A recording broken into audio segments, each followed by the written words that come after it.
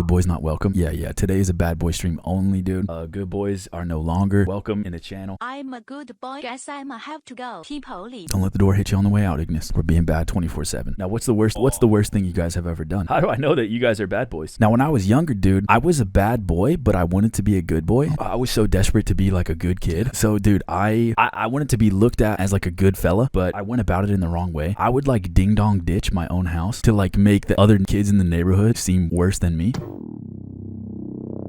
So I would run to the front door, ding dong ditch my own house, then run in the back and then just go chill and lay in my bed. And they would go like open the door, be like, what the fuck? And then I would be like, yo, it was a ding dong ditch. These kids are fucking assholes, dude. Or I would like throw shit like at the windows, just like any normal kid. Like you'd go around collecting dog shit, and I would throw shit at my windows all over, just smear it and rub it in the windows. And I'd like nudge at my mom and be like, hey, like there's a bunch of shit on the windows. And they'd be like, what? Like, yeah, I guess these neighborhood kids are throwing shit on our house for some reason. And then I'd offer to clean it up. I don't know if you guys know that song, Who Let the Dogs Out. That was based on a true story, man. I would let all the neighborhood dogs out. Like I'd sneak around the neighborhood and let out all of the dogs, like the neighbor dogs. I had like a cool like little dog camp, just like snacks and toys and stuff. It was like a doggy's paradise. So I would just open up the fences and they would run straight there because they knew I'd be stacked up with like, you know, the good dog food like goldfish, Lunchables, Capri Suns, cheese, Ritz crackers with peanut butter. And then everyone in the neighborhood would be like, what the fuck? Where's my dog? Where's my fucking dog? So like I would come from my house and walk outside and be like, oh, are the dogs missing again? And you know, I would step up and be like, give me 30 minutes and I'll find them. And they'd be like, Aethel, no, it's too crazy. It's too many dogs. It's almost dinner time. It's gonna get dark soon. And then I would plop down on all fours. And I'd run off and gallop off into the sunset. And I could hear my neighbors saying like, the fuck is wrong with that kid? And so I'd run to the forest and I'd get the dogs. But there was one time, dude, the dogs weren't there. Okay, now I'm like, oh fuck, everyone's counting on me. This has kind of become like my thing. This is what I do. So I did the only thing I could, and I started thinking like a dog. I started living like a dog. I had to find these dogs, man. I started pissing everywhere just to let people know that I've been there. I started digging things. I started pooping indiscriminately. All right, I was living like a dog. I lived off trash for 2 weeks. But I had to think, like, once I adjusted to the new life, where would I go? And then it came to me, man. What's the most fun place for a dog? The bowling alley. If the dogs weren't chilling at the bowling alley for these past 2 weeks, then scrap everything I know about dogs. That's a dog's paradise. Think about it, man. Balls you could chase and they come back. Think about it, dude. That's just catch, dude. It's like a dog's training ground. The alleys are slicked with oil. You think a dog is going to be able to run down there the first try? No, he's got to train. It's slick. They have to dodge the thing that scoops down and picks up the pins. They got food there. They got all the oldest, sweatiest shoes you could find. That's dog heaven, dude. That's dog heaven. But it's boot camp because they can't get caught stealing. So I thought, man, you know, these dogs have been locked up with their owners for so long, they're probably at the bowling alley training. You know, I've been living like a dog for a few weeks. So I cleaned myself up. I put on a suit and tie. I went down to the bowling alley and it was a massacre. I'd never seen anything like it. Muddy paw prints all over the lanes, all over the walls, half-eaten plates of nachos, beer puddles everywhere, piss puddles everywhere. This smell, you guys ever been to PetSmart? You guys ever been to a PetSmart that's been baking in the sun for 2 weeks? Underwater with no ventilation? That's what it smelled like. Now when I walked in, dude, there was no people. I mean, there were people, and the emphasis on the were, because they weren't people anymore. Some of them were torn to shreds. Some of them were enslaved in chains. Some of them were on leashes. I wouldn't blend in. I took off my tux, I got on all fours, and I knew I had to find the kingpin of the bowling alley. No pun intended. I galloped through the bowling alley looking at all the wreckage. Doggy porno mags, stuffed animal dog toys everywhere, flames and fire, dead mailman. There was a pyramid of those laser pointer toys with like a beacon rising from the top, like in Minecraft. And I said that when I walked past, I said, they built a beacon. Who are they calling? And so I kept galloping past. Now the workers of the alley were walking around me at this time, and I was still blending in. There was dogs of all shapes and sizes. Dobermans, Dallas Schmidt, Dallasmations, Dachshunds, Gran Turismos, all types of dog breeds. And I walked up to this tough looking poodle who was smoking a cigarette, looking at Dogs Nude Monthly. I said, excuse me, sir, where's the kingpin? And he said, hey, Charles, look at this. They got an article on buttholes. You gotta see this shit. Who's the kid? And I said, excuse me, sir, I'm new to the alley, but I need to speak to the kingpin. The kingpin? You think a mangy mutt like you could talk to the kingpin? Hey, Charles, take a look at this fucking kid, eh? And I said, sir, it's an emergency. I need to speak to the kingpin today.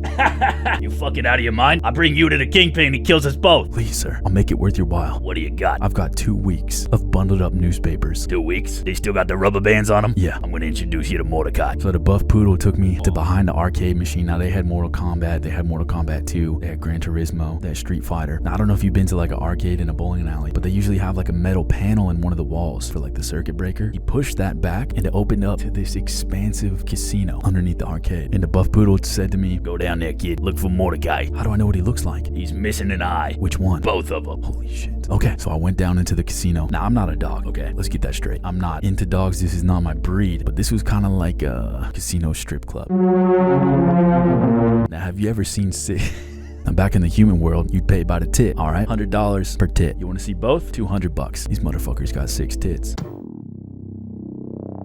Debauchery is what I saw down in this casino. I mean, these are dogs we're talking about. There's no rules. Now I'm seeing doggy style. I'm seeing human style. I mean, I'm seeing cats down there too. This isn't just a dog show anymore. This is the animal kingdom. So I'm walking around this casino, man, and it's just filled with smoke and smut. It's dimly lit. The sounds of cats squealing. I'm hearing languages I didn't even know existed. And I spoke dog at this time because I've been living for so long as a dog, but I'm hearing dialects. I'm hearing French bulldogs talk about the economy. Now I'm looking around. I know I need to find Mordecai. I don't know how hard it's going to be to spot. I mean, this casino is massive, okay? It spans the entire underground of the bowling alley. They got your usual slot machines, roulette. It's all like dog versions. They have a bar and everything too. You know, they'll serve you cocktails, but it's like, I wouldn't drink it. I mean, you could get a martini, but it's called a toiletini, made with toilet water. All right, you can get an old fashioned, and it's called an old fashioned, but it's made with puddle water. What's their gin and tea made with? Gin and tonic? That's made with Lysol, man. And they had this one cocktail called the Old Killer, and I saw a tough son of a bitch, a Doberman Pinsire, drinking this one, and I bumped into him accidentally, and I said, "What? Sorry, sir. What are you drinking? This is an Old Killer. What's in it?" "Yeah, chocolate." "You're gonna die if you drink that. Some of us are built differently, my boy." "What do you mean?" "Well, chocolate only affects some dog breeds." "Really?" "That's right." So I kept walking through the casino. I need to find Mordecai. All of a sudden I hear something I haven't really heard in a while. I don't know if you guys have heard the Ice Cream Truck theme song. I could hear that coming from the corner. So I followed my ears, and there was a door, and it was slightly open, and I looked through, and they had this cat strapped to a table. And I'll never forget it. There was this fat son of a bitch holding a boombox over his head, eyes closed, blaring that song in his cat's face, and the cat's screaming, "No more, please, all right. I won't sell any more catnip on your streets. I'm good, I'm clean.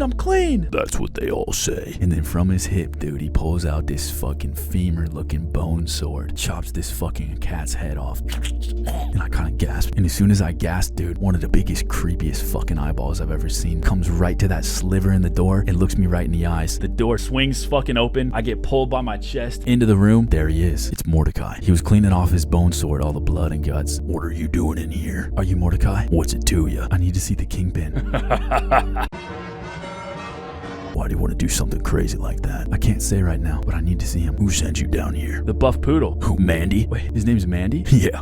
Alright. Now how am I going to convince Mordecai to take me to the kingpin? I'm all out of newspaper. I didn't have anything to offer him. I tried to come up with something. I looked around the room. Anything to help me.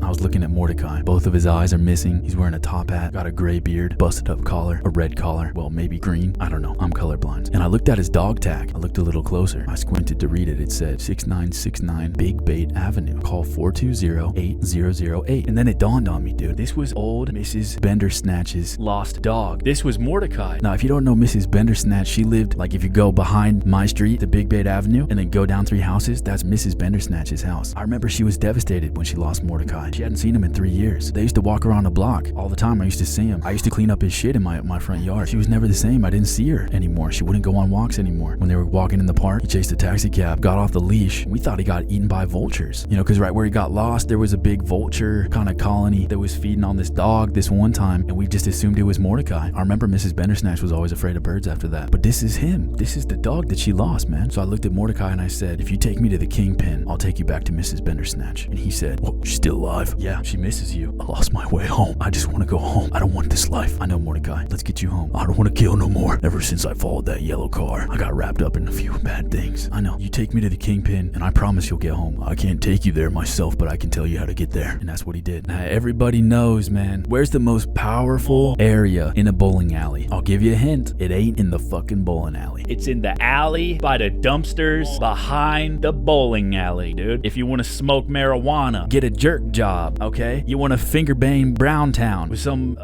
big fella that got a 2-seater fart cartridge. you go to the back of the bowling alley, all right? If you want a French kiss, if you want an Italian kiss. Can't do it in the bowling alley. So of course he's in the fucking back. Here's what I'm gonna do, man. I walk to the bar and I get myself the strongest drink they have. I down half of it and then I say, "Hey, can I get a doggy bag?" And they say, yeah, sure. So they wrap up my drink to go. Now I climb back up out of the arcade. I'm walking out, and then that big buff poodle that we met earlier, he's still sitting there reading, chewing on the newspapers I gave him. And I said, see you later, Mandy. He said, what? This is it, man. The kingpin of the fucking bowling alley. The top dog. If I don't convince him to come back and convince all the neighborhood dogs to get back to their fucking house, I'm fucked. I have to do this right. I'm either gonna have to convince the kingpin or kill him myself. I went behind the bowling alley. Now there were some pine trees in the back, and I had to move those across. There was beer bottles and trash everywhere. And behind this dumpster was like a glow I've never seen in my whole life. It was a toilet bowl throne, and seated atop it was the fiercest dog I've ever seen in my whole fucking life, dude. Fangs like a dragon, claws like an eagle, eyes like a reptile. It was a 2-pound Chihuahua. The scariest dog breed known to man. He had little lady chihuahuas filing down his claws, feeding him grapes, laid back on his toilet throne. I pushed past the guards. Now the guards were those like monkey toys that like have the symbols that go so they were pretty easy to get by. Admittedly, the security was not that good. And I said, hey, are you the kingpin? And he says to me in the scariest voice I've ever heard in my whole life, listen, you've had your fun. It's time to come back. No, we're taking you back, okay? You've killed people here. There's prostitution and drug trading. this is supposed to be a family place. No! This was gonna be harder than I thought to convince him. I don't know if my words are gonna be enough to get him back. Again, if I don't bring back these fucking dogs, I'm out of a job. My scam is over. Everyone's gonna know I was lying. I need to bring him back or kill him. Everyone knows In the doggy hierarchy, if you kill the alpha, you become the alpha. if my words aren't gonna be enough, I'll have to use force. And so in my last effort, I looked to him and said, if you don't come back home with me right now and bring all of your dog pals out of this fucking bowling alley, I'll kill you myself. And he says back to me, the guards strike me down. I had a knife in my hand that I had brought just in case. They kicked it out, put me on my knees in front of the kingpin. They put a chew toy ball gag in my mouth, pulled my hair back to expose my throat. The kingpin dropped down, pulled out the sharpest piece of beef jerky I've ever seen in my whole life, put it to my throat and said, I'm making kill. I took a deep breath and I felt something jabbing against the inside of my coat pocket. It was the drink I ordered, the one I got in a doggy bag. now I asked the bartender for the strongest drink they had. And because this is a doggy bar, they gave me the old killer. Pure liquid chocolate, the enemy to every dog. I whipped my head back, knocked the guard in his fucking snout, went into my coat pocket, reached out my old killer, opened the top off, Looked the kingpin in the eyes and said, who let the dogs out? And I drenched that son of a bitch in chocolate. Instantly, the guards faded to ash, crumbling before me, the kingpin lifeless. And for a brief moment, I looked at the toilet throne and thought, I'm now the top dog. If I wanted to, I could have kept the underground bowling ring going, the drug trade, prostitution. I could have sat on the porcelain throne, and like sirens to a sailor, it called my name. And that's the story of how the bowling alley in my neighborhood went out of business forever, man. Oh, you didn't think I was gonna sit on the toilet and take the throne and command a dog army? Underground evil empire dog army? Why do you think I gotta get back to America? Oh, did the dogs go home? I need answers. Nope. Hey you, who me? Yeah you. Ooh, suck my balls and eat my asshole.